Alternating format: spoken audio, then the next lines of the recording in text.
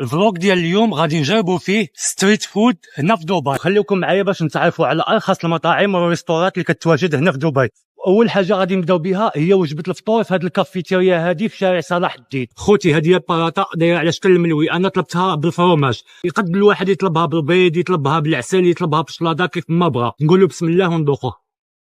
زوينه. الثمن ديال هذه 3 دراهم. ولا جيتي لدبي ما تنساش تطلب شاي كاراك، وهذا اشهر شاي كيديروه هنا في دبي، اتاي بالحليب، سميتو شاي كاراك بدرهم واحد. دابا جا وقت الغدا ونتغداو من هذا الريستو هذا سميتو فلافل سلطان. هذا ريستو شعبي مشهور بزاف هنا الخوت في شارع المراقبات. يلا نشوفوا شنو عندهم.